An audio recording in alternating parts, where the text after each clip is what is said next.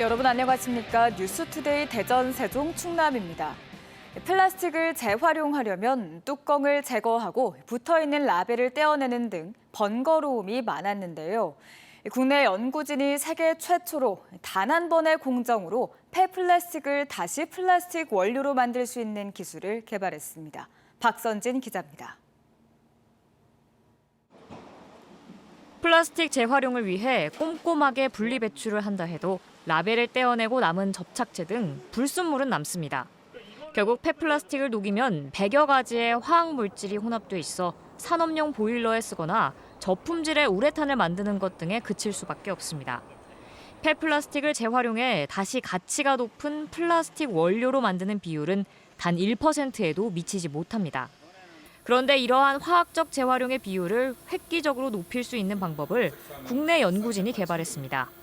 세계 최초로 100% 수소만 이용하는 고온 플라스마 토치를 개발한 건데 이 토치로 혼합 폐플라스틱의 최대 2000도를 0.01초간 가하면 폐플라스틱을 분해해 플라스틱의 원료인 에틸렌과 벤젠으로 바꿀 수 있습니다.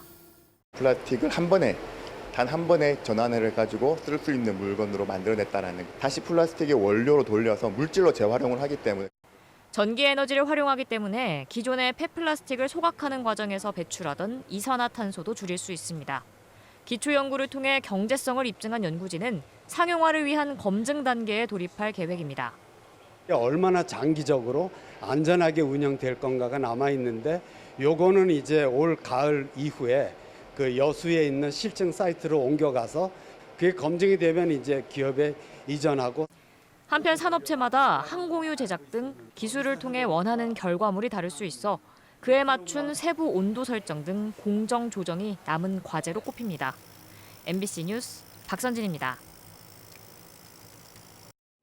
혈액 검사 없이 땀만으로 건강 상태를 정밀 진단할 수 있는 스마트 패치 기술을 국내 연구진이 개발했습니다.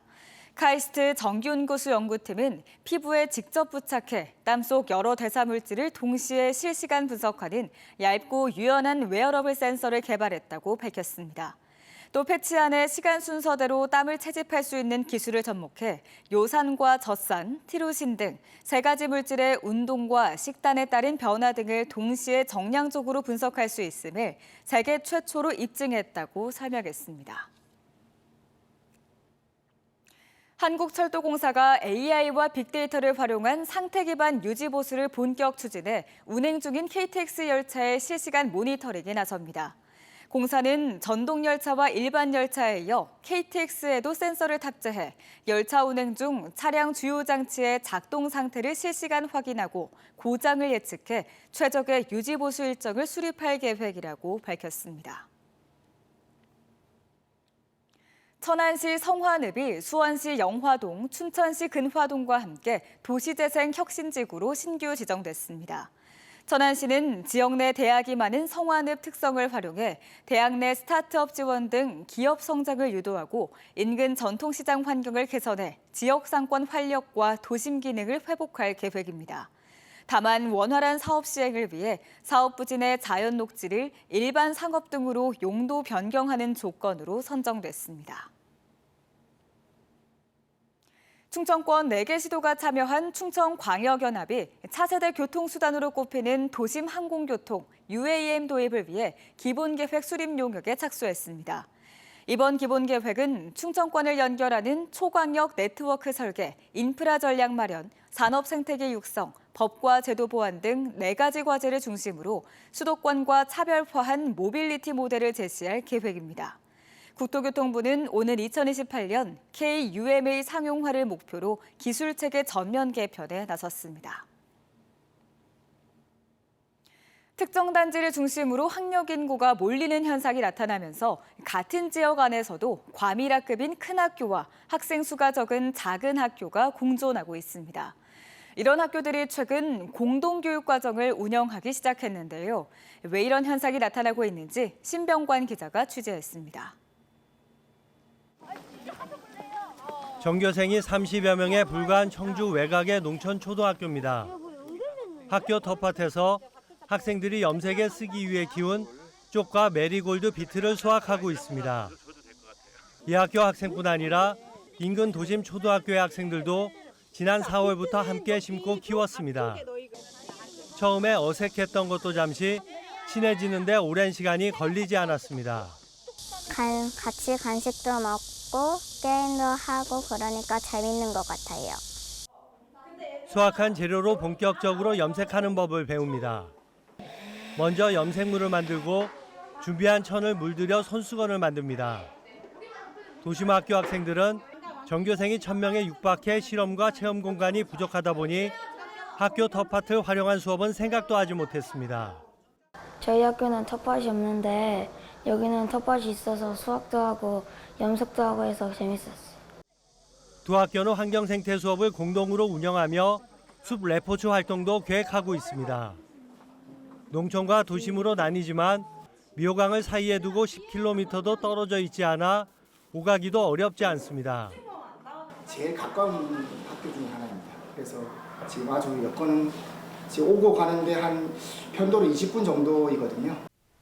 충북교육청은 청주, 충주, 진천의 7개 학교를 대상으로 큰 학교, 작은 학교 공동교육과정 시범 운영에 들어갔습니다. 37학급 이상의 큰 학교와 12학급 이하의 작은 학교가 교류하며 생태환경, 인공지능, 문화예술 등 실습 위주의 수업을 진행합니다. 학생이 줄어 여유가 생긴 작은 학교의 교육시설을 큰 학교가 함께 활용하고 작은 학교는 학생 수가 부족해 어려운 또래 협력 학습을 보강할 수 있습니다. 교사들의 전문성도 키울 수 있습니다.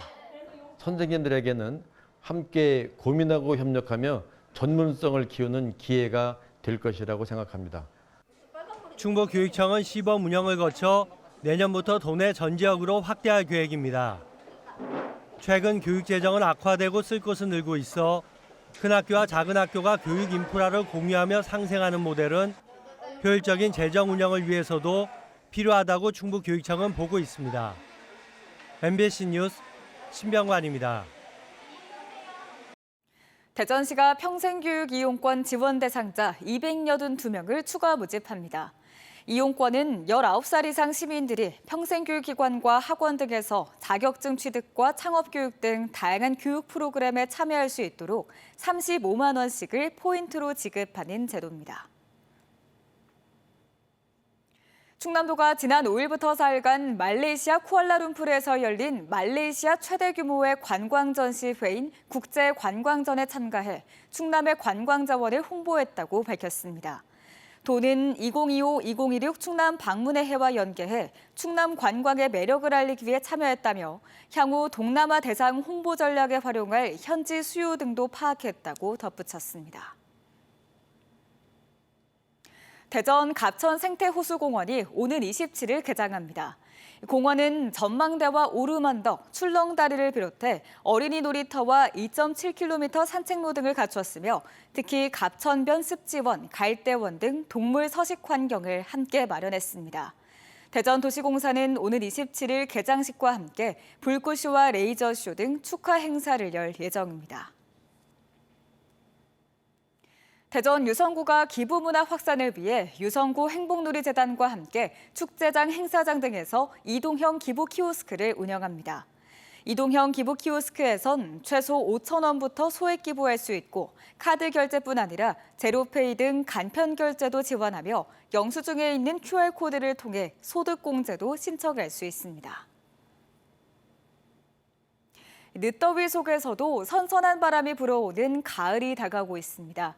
축제 계절인 가을, 특히 9월에는 대규모 행사가 많은데요.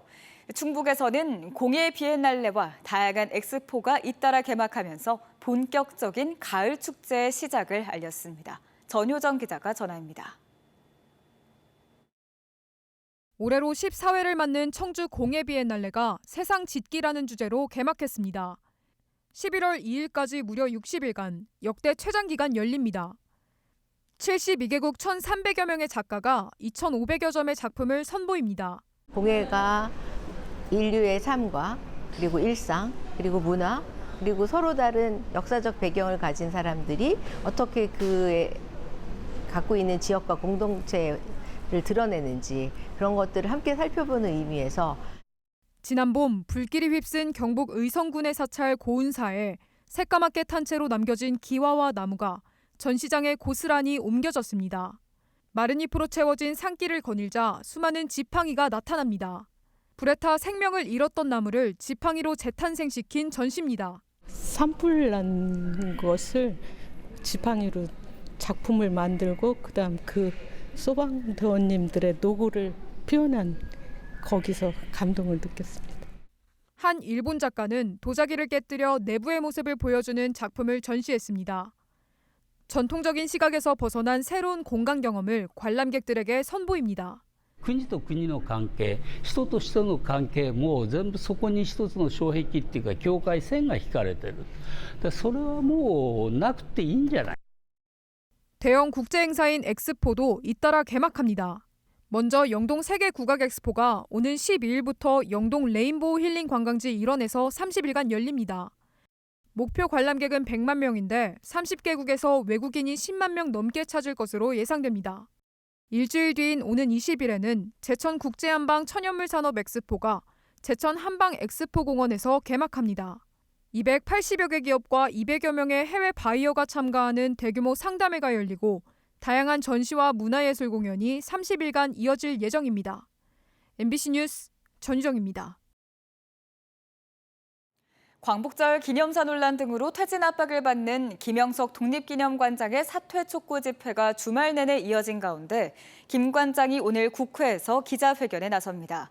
김 관장은 오늘 오전 국회 소통관에서 국민의힘 김민전 의원 주선으로 기자회견을 열고 광복절 망언 논란 이후 20여일 만에 처음으로 공식 석상에서 입장을 밝힐 예정입니다.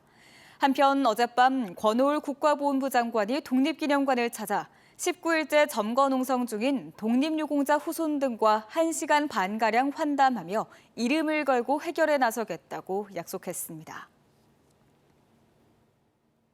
한국과학기술원 카이스트의 한 교직원이 법인카드를 이용해 학교 돈 9억 원을 횡령했다는 의혹이 제기돼 경찰이 수사에 나섰습니다. 대전 유성경찰서는 지난달 말 카이스트가 자체 감사해서 한 교직원이 사업비 명목으로 법인카드를 결제한 뒤 상품권 등으로 돌려받는 수법으로 9억 원가량을 횡령한 사실을 적발해 수사 의뢰했다고 밝혔습니다. 이에 대해 카이스트 측은 아직 감사가 진행 중인 사안으로 정확한 횡령 규모와 방법 등은 밝힐 수 없다고 설명했습니다. 월요일 뉴스투데이 마칩니다. 시청해주신 여러분 고맙습니다.